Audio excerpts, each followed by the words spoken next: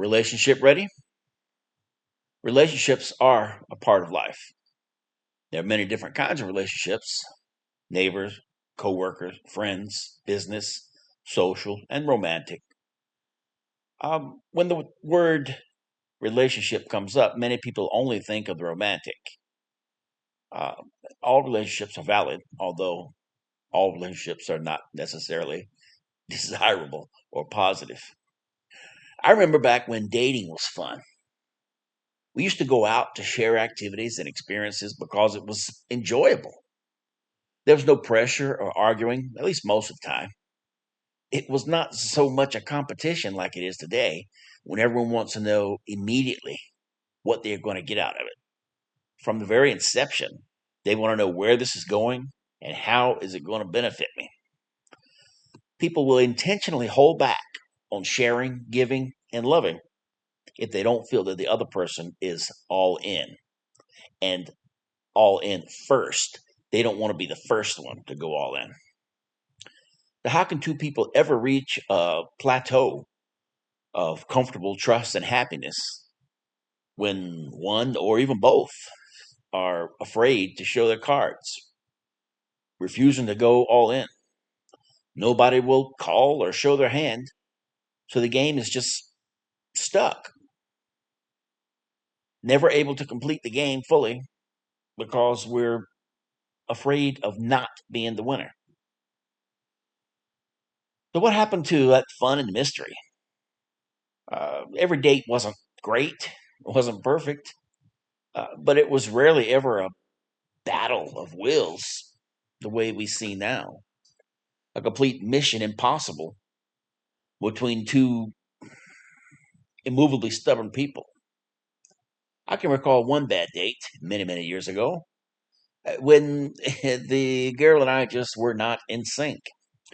We were set up by our mutual friends, and it was a double date with that couple. Well, Daphne, 19-year-old Daphne, was just a sad person, I believe. She was unhappy about everything. Nothing was good, nothing was right, nothing was fun. She didn't like the restaurant, she didn't like the pub, she didn't want to walk, she didn't want to be outside, she didn't want to be inside. She didn't like whatever movie we thought about going to see. Things were just not going well at all.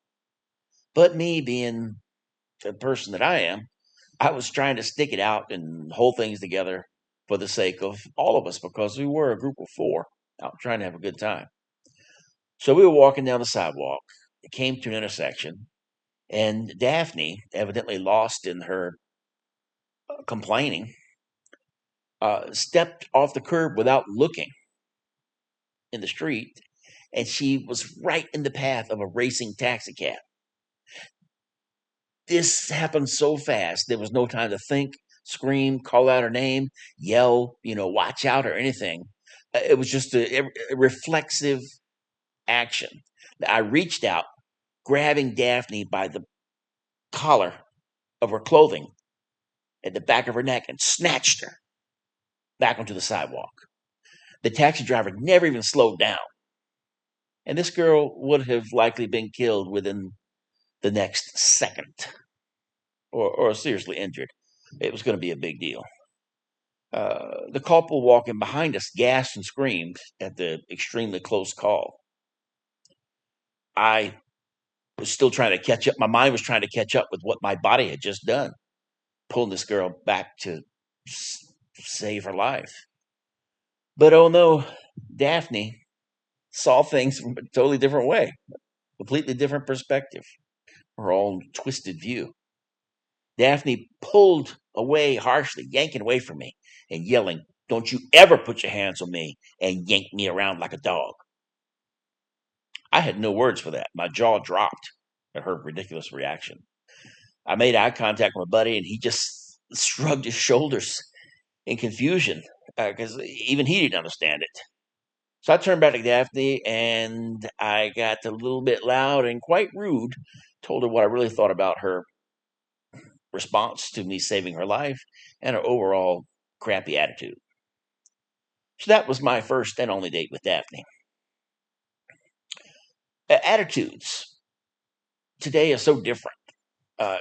Everything comes down to competition. Thinking about a relationship, who will give what first? Who will give more? Who will lead? Who's in charge? Who likes who more? Who's going to be the first one to say "I love you"? Geez, it's like opening up your heart, asking somebody to stomp it.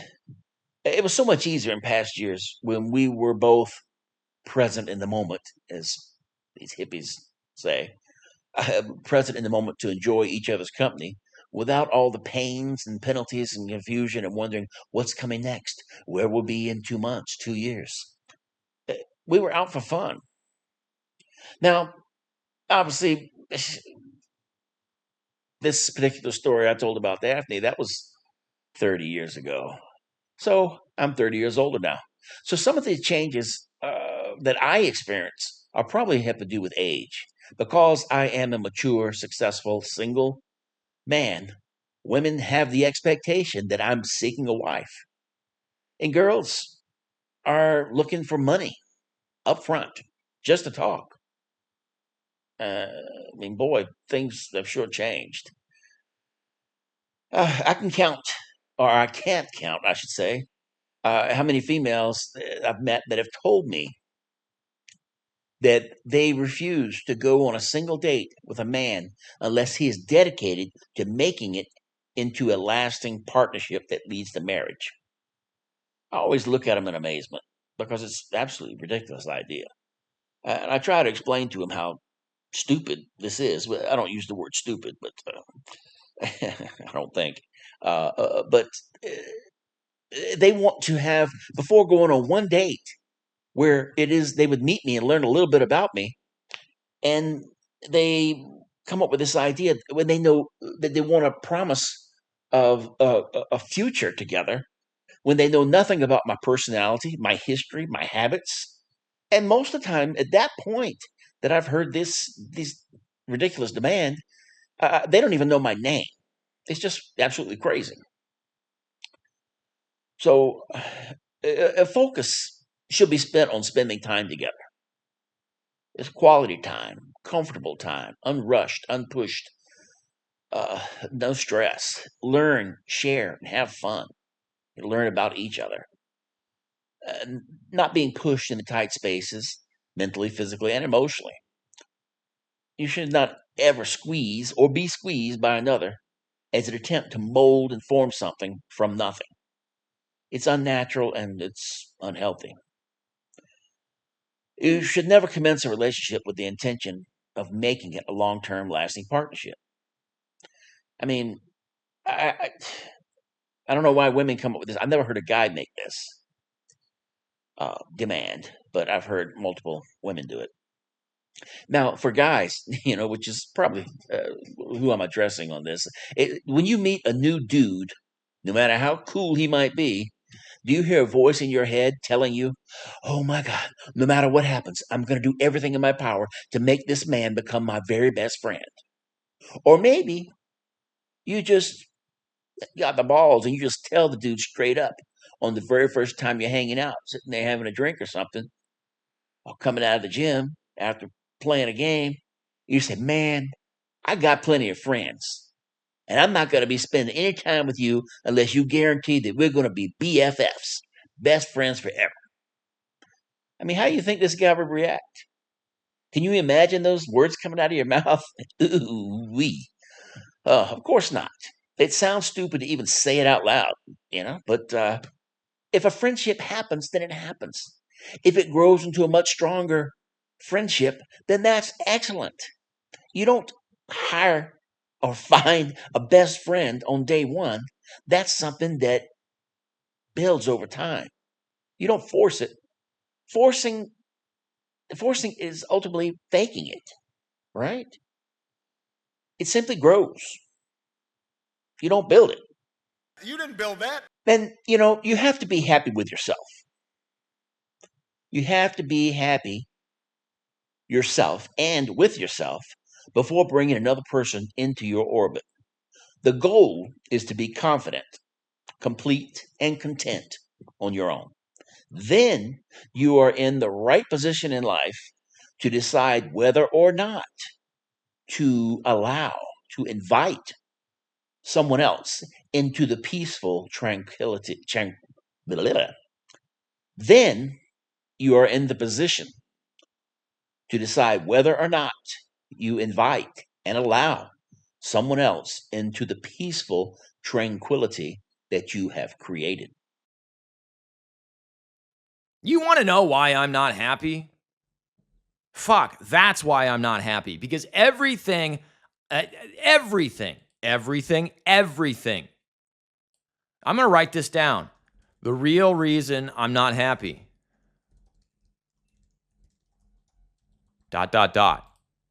It's because every time in my life I have tried to be genuinely excited about something, genuinely like hoorah about something, genuinely interested, curious, there was always some asshole with a newspaper ready to swat me in the face. Constantly. You can't get beat in the face every time you go to eat food. And even the fucking Pavlov metaphor I use. Oh, I said it wrong. Oh, they weren't salivating at the bell. They were salivating at the sound of his footsteps. Fuck, dude. It's a fucking metaphor. Like, get off your damn high horse, man. What the fuck is wrong with you? Oh, Raymond, you're not good enough. Your teeth are bad. You cracked your voice. You did this. You did that. You don't have anything now. You whistle sometimes when you talk because your teeth are bad. You've got this. You got that. You look like you're 55 years old. Why the fuck does this guy even exist? Why doesn't he just off himself? Like, fuck, guys. You want to know why I'm actually unhappy? Why I can't fucking ever see any positivity in anything? Why I complain all the time? It's because my entire life, every time I've been excited about anything, I had either my mother or a fucking teacher or a fucking somebody, porn, jacking off, gives you a dopamine release, gives you pleasure instantly. Adolescence, it's no, that's naughty. Can't do that. The church completely cracks down and frowns upon it. The fucking Christian school I was going to makes it this heresy. They collect everybody's PDF or little. People had these palm readers. Remember those little palm reader things? And they had porn on those. And it's like they confiscated everybody's palm readers and had giant meetings and giant sanctuary fucking cult goddamn assemblies. No wonder there's such a pornography problem with men. You've made sexual pleasure, you've made anything that makes a guy feel good, evil. Anything that makes a guy feel good is bad. You know, and it just gets to the point where it's like, why try to do anything? Why try to accomplish anything?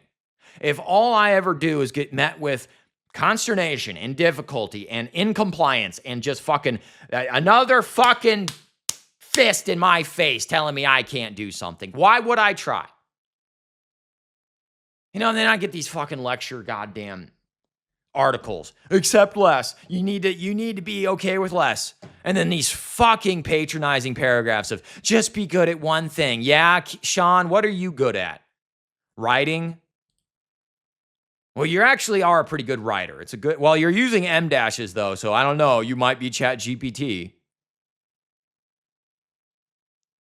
Strong social connections. Look, number 2, strong social connections. Well, guess what? If you're never good at anything that anybody else gives a shit about, if you never take pride in anything or excited about anything that doesn't have social proof or is something that's socially acceptable, you're not going to have strong social connections. And you're just going to end up being this bald, skinny incel that's ripped and fucking raging out 24/7 with a blood pressure problem.